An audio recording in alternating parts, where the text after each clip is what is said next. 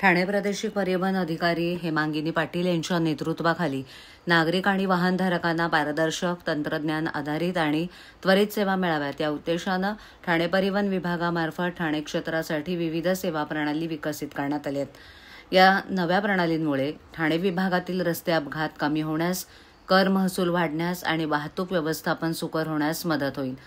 या सेवा प्रणाली ठाणे क्षेत्रात यशस्वी ठरल्यास ती राज्यभर वापरण्यात येईल असं प्रतिपादन मंत्री प्रताप सरनाईक यांनी केले।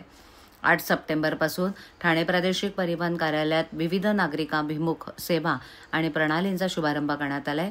या सेवांमुळे वाहतूक व्यवस्थापन अधिक प्रभावी होणार असून वाहनधारक आणि प्रवाशांना मोठ्या प्रमाणात सोयी उपलब्ध होतील।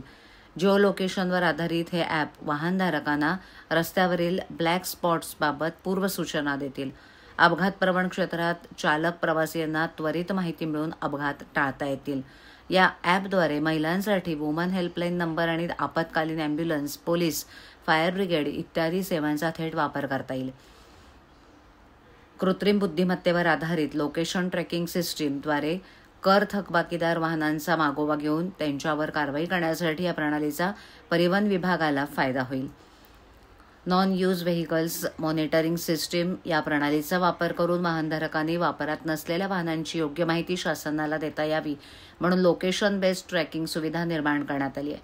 उपरोक्त सेवा प्रणालीद्वारे चुकीची माहिती देऊन परिवहन विभागानं कर चुकवेगिरी टाळण्यासाठी प्रभावी पावलं उचलली आहेत। या सर्व सुविधा आरटीओ ठाणे संवाद प्रणाली या एकाच डॅशबोर्डवर एकत्रित उपलब्ध करण्यात आल्या आहेत। ठाणे परिवहन विभागामार्फत या विविध सेवा प्रणालीच्या शुभारंभ वाहनधारक, प्रवासी आणि नागरिकांनी या आधुनिक सोयींचा सेवांचा लाभ घ्यावा आणि सुरक्षित तसंच शिस्तबद्ध वाहतुकीस हातभार लावावा असं सांगण्यात आलंय।